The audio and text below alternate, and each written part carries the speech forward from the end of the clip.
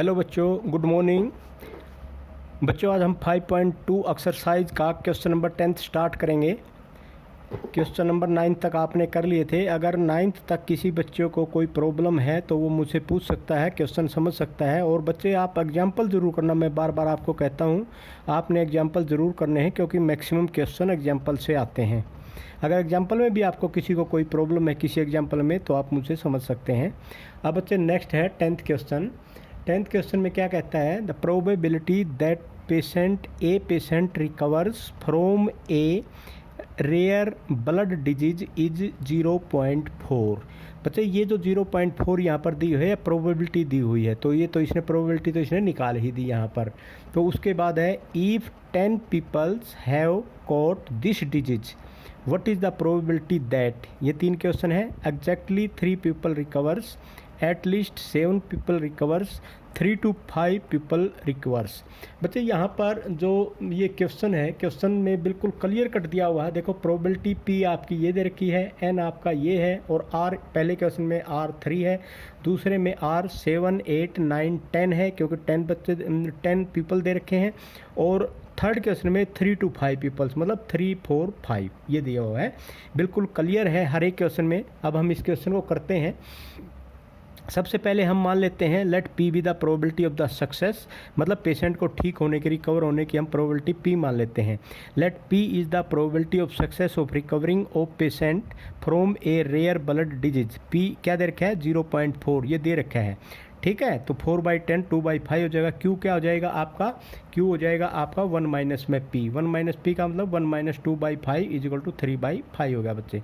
अब यहाँ पर एन क्या दिया हुआ है, एन दिया हुआ है 10, तो now N equal to 10। Let X be the random variable number of the people who recovers. तो एन इजिकल टू 10 है, पी इजिकल टू 2/5 है, और क्यू इजिकल टू क्या हो जाएगा, 3/5 हो जाएगा।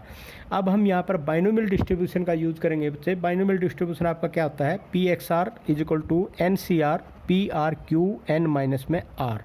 तो यहाँ पर सबसे first question exactly 3 people recovers, मतलब आर इजिकल टू 3, तो 10C3 2/5 raise to the power R 3, 3/5 10 minus 3 7। तो ये आपने इसको सोल्व कर दिया। सोल्व करने के बाद ये क्या आ गया, आपका आंसर आ गया।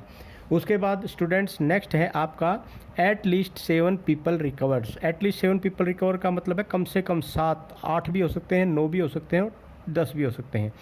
P X equal to 7 plus P X equal to 8 plus P X equal to 9 plus P X equal to 10। तो स्टूडेंट्स यहाँ पर इन सब की हम वैल्यू पुट कर देंगे, और वैल्यू पुट करने के बाद जो भी आएगा that will be your answer. मतलब 10C7 2/5 7 3/5 की 3 प्लस 10C8 2/5 की पावर 8 3/5 की पावर 2 प्लस 10C9 2/5 की पावर 9 3/5 की पावर 1 प्लस 10C10 2/5 की power 10।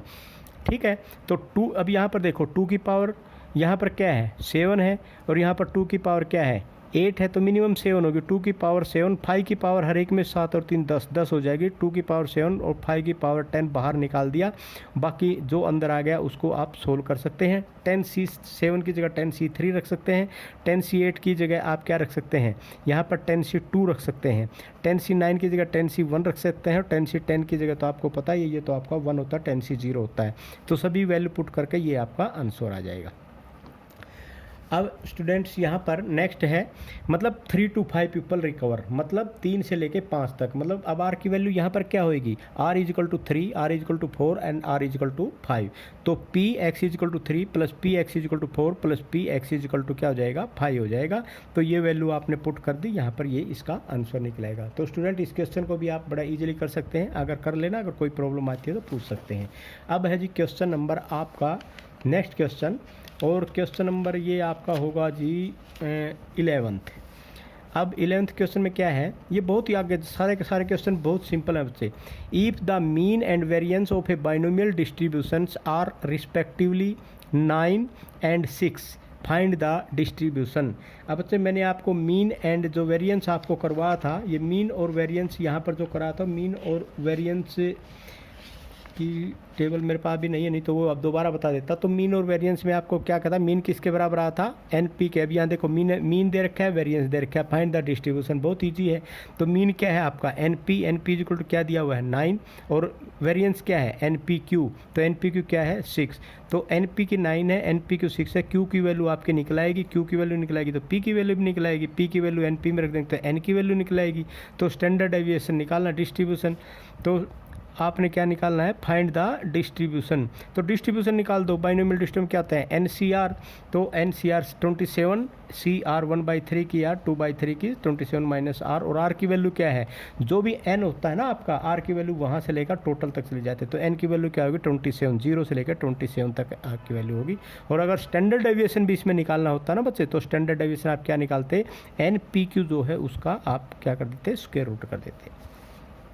Next question, question number 13, a die is tossed 180 times. देखो 180 टाइम्स, इसका मतलब 180 टाइम्स डाई को टोस्ट किया गया, N इज इक्वल टू 180 हो गया। Find the expected number, expected number क्या होता है, mean of the times the face with 3 will appears, also find the variance. तो आपने इसमें मीन निकालना है और वेरिएंस निकालना है। और फेस विद 3 विल अपीयर्स, इसका मतलब क्या हुआ, आपने यहाँ पर देखो सबसे पहले N इज इक्वल टू क्या दे रखा है 180, P क्या दे रखा है। अब ये क्या कहता है कि एक्सपेक्टेड वैल्यू डाइटोस की है, डाइटोस में P क्या होता है 1/6 होता है, Q क्या होगा 1 - 1/6 5/6 हो गया।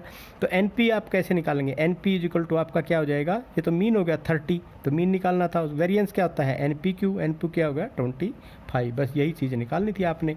अब उसके बाद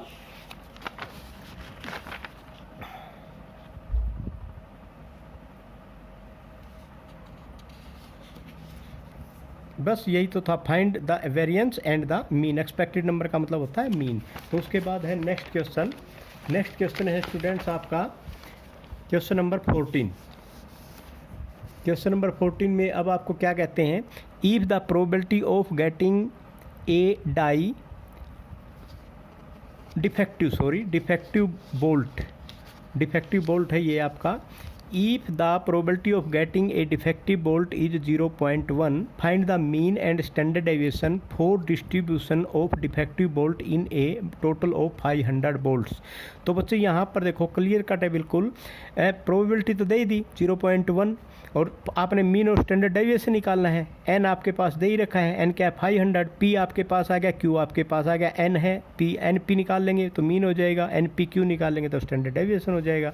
उसके बाद question number 15, probability that Hari hit से target is 1/4, he fire 64 times, 64 times का N इतना होगा, प्रोबेबिलिटी इतनी होगी। Find the expected number of the times, expected number of times का मतलब मीन आपने निकालना है। He will hit the target and also the variance, तो आपने इसमें बताना है कि भाई बताओ वो expected number of the times कि भाई ही will hit the target and also the variance. अब इस क्वेश्चन को समझना थोड़ा सा। Let P be the probability of the success, P is equal to 1/4, Q हो जाएगा 3/4, मीन NP और वेरियस NPQ। N इधर का 64, तो इसका मतलब NP 16, मीन होगा 16, वेरिएंस क्या हो जाएगा आपका 12। ठीक है स्टूडेंट्स। उसके बाद next question, question number 16, show that the variance of the binomial distribution is always less than its mean. ये एक अब ये आपने ध्यान रखना है, इसमें इस क्वेश्चन को भी ध्यान रखना है और इस जो चीज़ ये दे रखी है इसको भी ध्यान रखना है। इसमें क्या दे रखा है, show that the variance of a binomial distribution is always less than its mean, मतलब हमेशा आपने ध्यान रखना है कि भाई बाइनोमियल डिस्ट्रीब्यूशन का जो वेरिएंस है that is always less then means, मतलब मीन हमेशा बड़ा होता है। तो इसमें मीन क्या होता है NP, वेरिएंस क्या होता है NPQ। अब मीन माइनस वेरिएंस अगर आप करते हैं तो क्या हो जाएगा NP माइनस NPQ। तो NP माइनस NPQ का मतलब क्या होगा NP इंटू 1 माइनस में Q, 1 माइनस Q किसके बराबर होता है P के बराबर होता है। तो इसमें P की वैल्यू आप इसमें रख देंगे तो NP स्क्वायर हो जाएगा।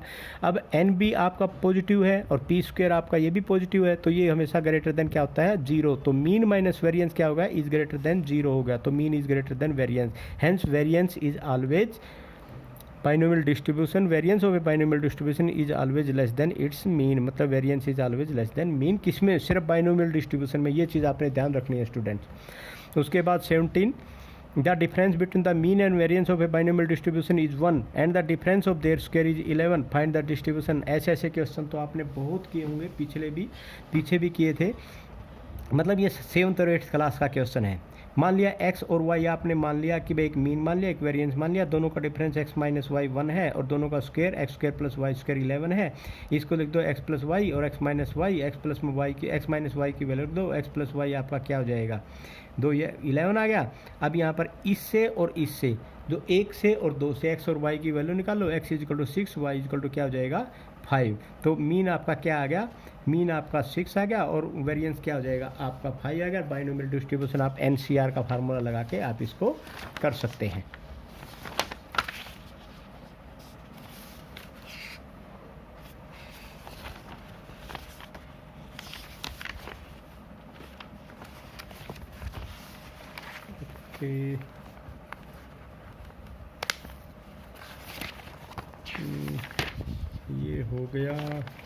ये हो गया 17 के बाद बच्चे आपका आता है ये वाला। अब यहाँ पर देखो बाइनोमियल डिस्ट्रीब्यूशन ये निकाल रखा है।